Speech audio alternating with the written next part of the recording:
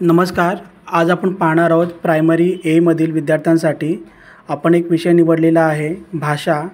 आणि भाषा हा विषय करिक्युलर या क्षेत्रातून आहे आणि भाषेमध्ये आपण शिकवणार आहोत गोष्ट. आणि जी गोष्ट आहे लाकूड तोड्याची गोष्ट, प्रामाणिक लाकूड तोड्या. ही गोष्ट आपल्या सर्वांनाच माहीत आहे, परंतु ही गोष्ट मी वयोगट 7 वर्षापासून ते 9 वर्षापर्यंतच्या मुलांसाठी निवडली आहे. ही गोष्ट शिकवण्यापूर्वी मी प्राथमिक ए या गटातील विद्यार्थ्यांची करंट लेवल घेतली आणि करंट लेवल घेऊन त्या विद्यार्थ्यांची मी करंट लेवल 2 गटामध्ये घेतलेली आहे, गट अ आणि गट ब. गटमधील विद्यार्थी हे गट ब मधील विद्यार्थ्यांपेक्षा थोडे हुशार आहेत आणि ब गटमधील विद्यार्थी हे अ गटातील विद्यार्थ्यांपेक्षा थोडे डल आहेत. विशिष्ट ऑब्जेक्टिव्ह पाहत असताना आपण प्रशिक्षणार्थी शिक्षकांनी 30 मिनिटं पाठ शिकवल्यानंतर विद्यार्थ्यांना गोष्टीवर आधारित आपण 5 प्रश्न विचारणार आहोत आणि गट अ मधील विद्यार्थी हे 5 पैकी 4 प्रश्नांची उत्तरे हे स्वतंत्रपणे म्हणजे कुठलाही आधार न घेता उत्तर देतील, तर गट ब मधील विद्यार्थी हे सांकेतिक आधाराच्या सहाय्याने प्रश्नाची उत्तरं देतील किंवा आपण असंही म्हणू शकतो की शाब्दिक आधाराच्या सहाय्याने प्रश्नाची उत्तरं देतील. त्यानंतर शिक्षकांनी इथे वर्गरचना दाखवलेली आहे आणि हा पाठ घेताना चार्ट, फ्लॅश कार्ड, कुऱ्हाड, लाकूड इत्यादी गोष्टींचा पण ते वापर करणार आहेत.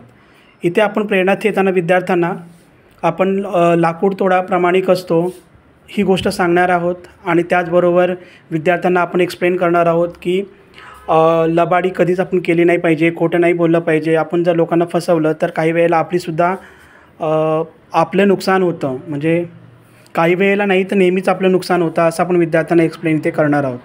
त्यानंतर विद्यार्थ्यांना आपण मुख्य पाठ शिकवण्यास सुरुवात करणार आहोत की ते शिक्षक कृती आणि विद्यार्थी कृती.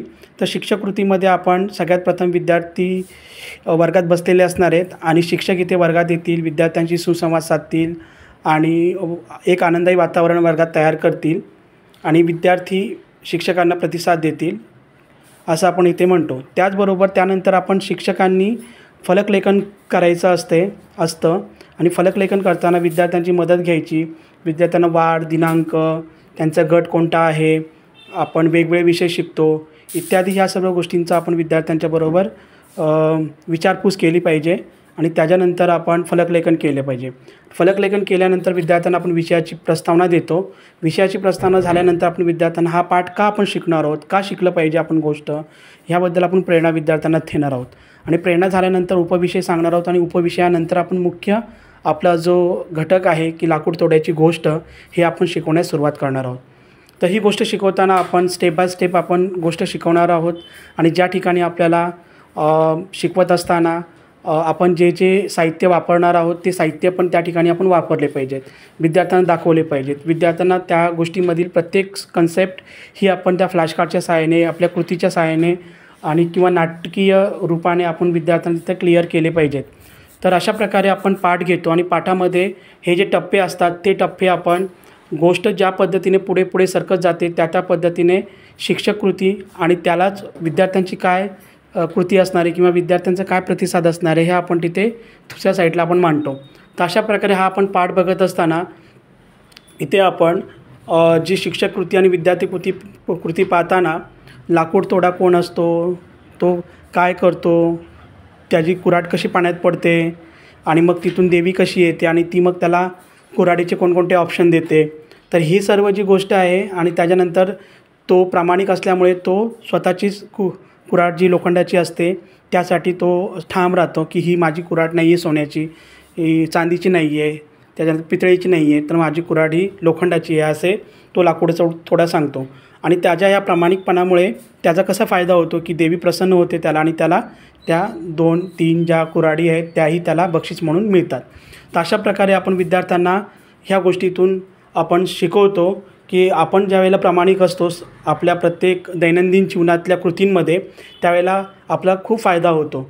तर अशा प्रकारे आपण विद्यार्थ्यांना ही गोष्ट सांगतो. ह्यासाठी आपण टोटल 17 स्टेप्स आपण बघितल्यात की 17 स्टेप्समध्ये ही गोष्ट आपण शिकवणार आहोत आणि त्याच्यामध्ये शेवटी गोष्ट झाल्यानंतर विद्यार्थ्यांना आपण 5 प्रश्न विचारणार आहोत आणि हे प्रश्न विचारताना सोपे प्रश्न विचारणार आहोत की लाकूड तोडा काय करायचा, त्याची कुऱ्हाड कुठे पडते, त्याबरोबर त्याला पहिली कुठली कुऱ्हाड देवी दाखवते, दुसरी कोणती दाखवते, लाकूड तोडा ला बक्षीस काय मिळते. तर अशा प्रकारे आपण 5 प्रश्न विचारायचे आणि त्यापैकी विद्यार्थ्यांचा आपण प्रतिसाद घेऊन पाठाचं आपण मूल्यांकन करायचं आहे. ह्यानंतर इथे आपण बघणार आहोत की विद्यार्थ्यांना पाठ संपवताना 18वी जी स्टेप्स आहेत त्याच्यामध्ये आपण पाठ संपवला आहे आणि संपवताना आपण विद्यार्थ्यांना प्रबलन, व्हेरी गुड, छान छान, शाबास असे आपण मुलांना म्हणून आपण हा पाठ संपवलेला आहे. आणि पाठ संपवल्यानंतर आपण सेल्फ इव्हॅल्युएशन पण लिहायचं आहे की आपल्याला पाठ कसा वाटला. तर स्वतः शिक्षकाला पाठ घेताना काही वेळेला तुम्हाला अडचणी येतात की विद्यार्थी प्रतिसाद देत नाही किंवा विद्यार्थ्यांना आपल्या सूचना समजत नाही आहेत. तर ह्या पण आपण या लेसनमध्ये सेल्फ इव्हॅल्युएशनमध्ये म्हणजे स्वमूल्यांकनामध्ये आपण लिहायचे असते. तर आपल्याबद्दलच्या काही चांगल्या गोष्टी आणि काही वाईट गोष्टी लेसनबद्दलच्या त्या आपण त्या स्वयंमूल्यांकन म्हणजे सेल्फ इव्हॅल्युएशनमध्ये आपण लिहायचे असतात. त्याच्यानंतर खाली सुपरविजन रिमार्क्समध्ये जो सुपरविजन करणारा जो व्यक्ती आहे, जो शिक्षक आहे, तो तुमचं पाठाचं ऑब्झर्वेशन करतो आणि तुमचे नोट्स तिथे लिहितो की तुमचा पाठ कसा झाला, कुठे कुठे तुमच्या चुका झाल्या, काय चुका झाल्या, हे तो त्याच्या परीने लिहितो. आणि नेक्स्ट पाठ घेताना आपण त्या चुका आपल्या होऊ देऊ नये ह्यासाठी आपल्याला त्यातून शिकायला मिळते. तर कधीही आपण पाठ घेतल्यानंतर जो वर्ग शिक्षक असतो तो तुमच्या पाठाचे ऑब्झर्वेशन करतो आणि तो तुम्हाला त्यामध्ये रिमार्क लिहितो. तर ते वाचून तुम्ही कधीही नर्वस व्हायचं नाही आहे, कारण की त्या रिमार्कमधून आपल्याला नवीन नवीन गोष्टी शिकायला मिळतात आणि पुढच्या पाठाच्या वेळेला आपल्याला काळजी घेता येते की आपण मागच्या पाठाच्या वेळेला कोणकोणत्या चुका केलेल्या आहेत त्या चुका आपल्याला पुढच्या पाठात होऊन द्यायच्या नसतात. थँक्यू.